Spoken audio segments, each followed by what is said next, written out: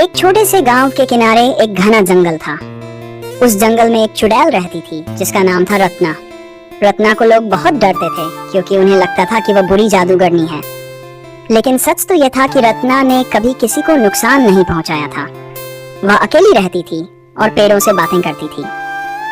एक दिन जंगल में एक छोटी सी चिड़िया आई। चिड़िया का नाम था चिन्नू। चिन्नू का एक पंख टूट गया था और वह उड़ नहीं पा रही थी। रत्ना ने जब चिन्नू को देखा तो उसे बहुत दया आई। वह चिन्नू को अपने घर ले आई और उसकी देखभाल करने लगी। रत्ना ने अपनी जादुई औषधियों से चिन्नू का पंख ठीक किया।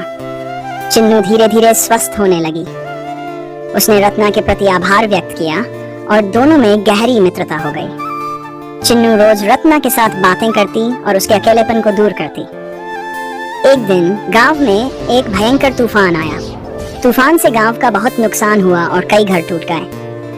गांव के लोग बहुत परेशान थे।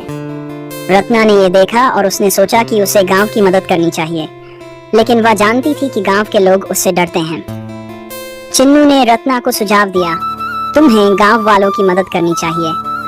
जब वे देखेंगे कि तुम उनके भले के लिए काम कर रही हो तो उनका डर खुद ब खुद दूर हो जाएगा। रत्ना ने चिन्नू की बात मानी।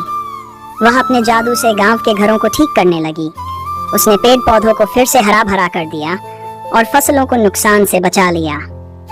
गांव के लोग ये देखकर हैरान थे, लेकिन उन्होंने देखा कि ये काम किसी बुरी ताकत का नहीं बल्कि एक दयालु दिल की चुड़ैल का है। गांव के लोगों ने रत्ना का धन्यवाद किया और उसके प्रति अपने पुराने भय को छोड़ दिया। अब वे समझ गए थे कि रत्ना बुरी नहीं बल्कि उनकी मददगार है। चिन्नू की वजह से रत्ना और गांव के लोगों के बीच का ये गलतफहमी का पर्दा हट गया था। अब रत्ना और चिन्नू दोनों गांव के प्रिय हो गए। रत्ना अपनी जादूगरी से गांव की मदद करती रहती और चिन्नू अपनी मधुर चहचहाट से सबका दिल खुश करती। इस तरह एक चुड़ैल और चिड़िया की दोस्ती ने सबके जीवन में खुशियां भर दी।